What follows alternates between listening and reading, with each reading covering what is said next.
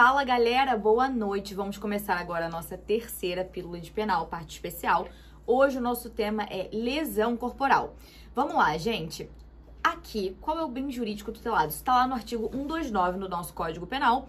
E aqui a gente protege a incolumidade pessoal do indivíduo, protegendo nos seguintes âmbitos: saúde física, fisiológica e mental, correto? Vamos lá, gente. O sujeito ativo é um crime comum, não exige nenhuma qualidade especial daquele sujeito ativo.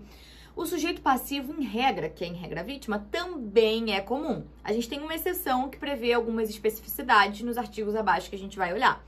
Galera, em relação a essa lesão, o direito penal não pune a autolesão em razão do princípio da alteridade. Eu falei com vocês isso na última aula quando falei de suicídio, instigação a suicídio. Falei que o suicídio por conta de autolesão não é punível. O nosso direito penal não se preocupa com isso, a não ser que a pessoa se autolesione para praticar algum outro delito, como, por exemplo, uma fraude a seguro, algo do gênero. Aqui o direito penal vai poder atuar, correto?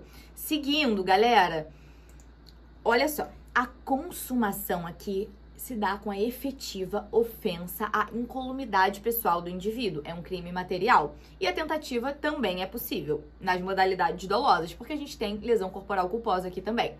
Galera, lesão corporal leve. Vou ler pra vocês. Ofender a integridade corporal ou a saúde de outrem. Detenção de 3 meses a 1 ano. Pessoal, seguinte aqui. O critério pra gente definir se vai ser uma lesão corporal leve, grave ou gravíssima, porque não existe lesão corporal média, é leve, grave ou gravíssima, ou culposa, vai ser o seguinte: se não for grave ou gravíssima, que a gente vai ver abaixo, é leve. O critério da leve é por exclusão, certo? Então, vamos seguir aqui. Galera, aqui é uma infração de menor potencial ofensivo, essa lesão corporal leve, e a competência é do GCRIM, certo? Leve e a lesão corporal culposa, em regra, são crimes de ação penal pública condicionada à representação do indivíduo. Temos exceção em relação à vítima mulher no contexto de violência doméstica e familiar, certo? Mas vamos seguir que a gente vai abordar isso abaixo. Galera, então a lesão corporal grave, próximo, artigo 129, parágrafo 1º. Galera, é bem complicado, eu sei que é. Distinguir, em regra, a gente fica tentando gravar a distinção entre lesão corporal grave e gravíssima, porque realmente é tênue. Parece que é muito similar, né? Eu vou abrir aqui a letra da lei para ler exatamente com vocês. Mas eu quero trazer para vocês uma chave, uma forma, um mecanismo para vocês tentarem, pelo menos funciona comigo, entender a lógica daquilo para vocês conseguirem desvendar sem ter que gravar, não, quando é tal coisa é grave, quando é tal coisa é gravíssima. Vamos lá. Gente, quando o resultado é permanente, inalterável, em regra, quando a gente não tem possibilidade de alterar aquilo, ou quando é uma coisa totalmente geral, em regra, teremos lesão corporal gravíssima. Quando a situação é gravosa também, mas existe uma possibilidade de mutação, de recuperação e etc., a lesão corporal vai ser grave. O principal critério aqui é a definitividade daquela questão, a permanência daquela lesão. Então, vou analisar com vocês, olha só. Primeiro, na lesão corporal grave, se resulta incapacidade para as ocupações habituais. Galera, ocupações habituais por mais de 30 dias. 30 dias, aqui a gente não tá falando de permanência, a gente tá falando de um período de tempo. Já na lesão corporal gravíssima, o paralelo aqui é incapacidade permanente para o trabalho. Essa é a gravíssima. No parágrafo 2º aqui do 129.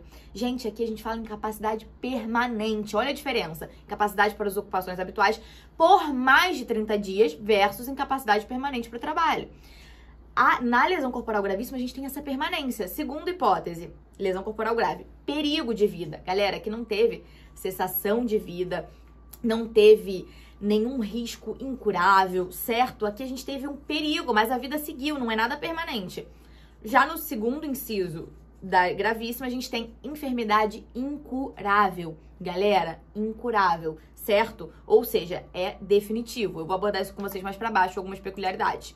Agora, terceiro, debilidade permanente de membro, sentido ou função, aqui é na lesão grave. Isso poderia gerar algum tipo de confusão? Sim, mas galera, aqui, o que a gente tem? Debilidade de membro, sentido ou função. Não é uma deformidade permanente, não é uma perda, uma inutilização de membro, sentido ou função, como ocorre na lesão gravíssima. Aqui a gente tem uma debilidade, é um exemplo aqui. É muito sério, mas de qualquer forma entra na grave. A pessoa perde um olho, mas mantém o outro. A visão permanece. Então, há uma debilidade, mas não há uma perda, uma inutilização, certo? Então, não é totalmente definitivo, nem é geral. Esse é o critério, correto? Agora, próximo, gente, pra gente finalizar a grave. A aceleração de parto. Mesma situação. Lá na gravíssima, a gente prevê o aborto. Então, o aborto acabou. Aquela vida foi ceifada. A gente finalizou ali. É algo permanente. Já que nessa aceleração de parto, a criança nasceu. Não foi algo permanente, mas foi algo muito prejudicial. Correto? Então, vamos seguir. A lesão corporal de natureza gravíssima, eu acabei de falar com vocês. É aquela se resulta. Então, resumindo, gente. Grave. Incapacidade para as ocupações habituais por mais de 30 dias, perigo de vida, debilidade permanente de membro, sentido ou função, falei que é debilidade, não é inutilização, aceleração de parto. Agora, gravíssima, incapacidade permanente para o trabalho, enfermidade incurável, perda ou inutilização de membro, sentido ou função, deformidade permanente e aborto, certo? Gente, essas duas figuras são qualificadoras, beleza? Vamos seguir aqui.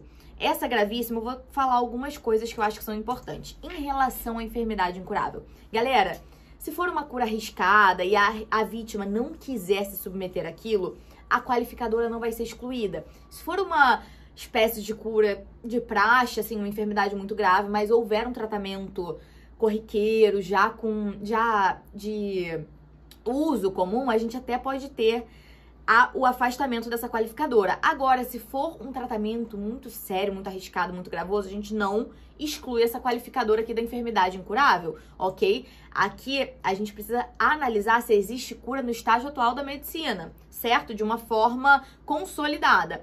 Galera, em relação à perda ou inutilização dos membros, eu falei com vocês, é o seguinte, se a gente tem órgãos duplos, essa vai ser a distinção. É muito sério isso, né? Mas é dessa forma. Se a gente tem órgãos duplos, a gente não configura essa perda ou inutilização de membro. Que é o que eu falei, perdeu um olho, mas permaneceu com outro. Vai ser a debilidade permanente lá da lesão grave. Para gravíssima, a gente tem que perder a função. Então, órgãos duplos, você precisa perder os dois, certo? Por exemplo, preciso perder os 2 olhos para configurar essa gravíssima.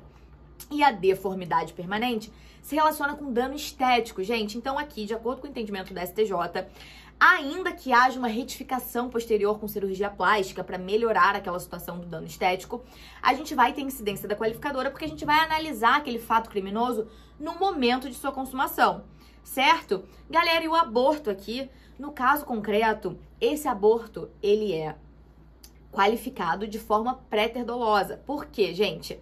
Aqui a intenção é lesionar, não é o aborto. A intenção é a lesão corporal à mãe. E aqui o aborto, ele decorre de uma culpa, certo? Então, vamos lá, gente. Próximo é a lesão corporal seguida de morte. A reclusão é de 4 a 12 anos. Se resulta a morte, as circunstâncias evidenciam que o agente não quis o resultado nem assumiu o risco de produzi-lo. Senão, a gente não vai ter uma lesão corporal seguida de morte. A gente vai ter um homicídio, porque o homicídio, ele abarca a lesão corporal, certo? Então, aqui, galera, elementos dessa lesão seguida de morte.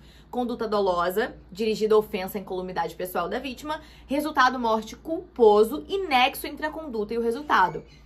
Gente, por que esse nexo? Aqui a gente tem uma questão que a doutrina traz. Se a gente tiver um empurrão, a pessoa empurrou a outra e a pessoa caiu, bateu com a cabeça e morreu. Olha que loucura. Aqui a gente teria esse caso aqui? Não, por quê? Porque a doutrina entende que o empurrão é mera vias de fato. Muito menos gravoso, é uma contravenção penal, certo?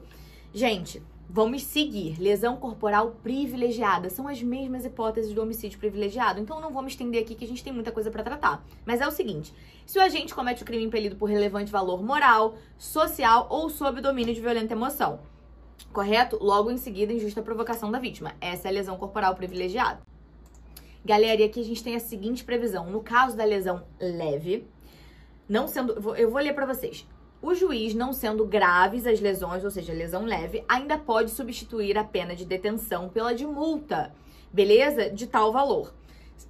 Aí aqui a gente versa o seguinte nos incisos. Se ocorrer qualquer das hipóteses do parágrafo anterior, que foi a lesão corporal privilegiada, ou se as lesões forem recíprocas, né? Nesses 2 casos, a gente pode ter a substituição da pena de detenção pela pena de multa, certo? Então, essa substituição, ela vai pressupor lesão privilegiada ou lesões recíprocas. Galera, lesão corporal culposa, pra gente finalizar aqui. Se a lesão é culposa, detenção de 2 meses a 1 ano. Aqui, gente, a gente não tem essa gradação entre leve, grave e gravíssima. A gente só tem culposa, ponto, independente da gradação, correto?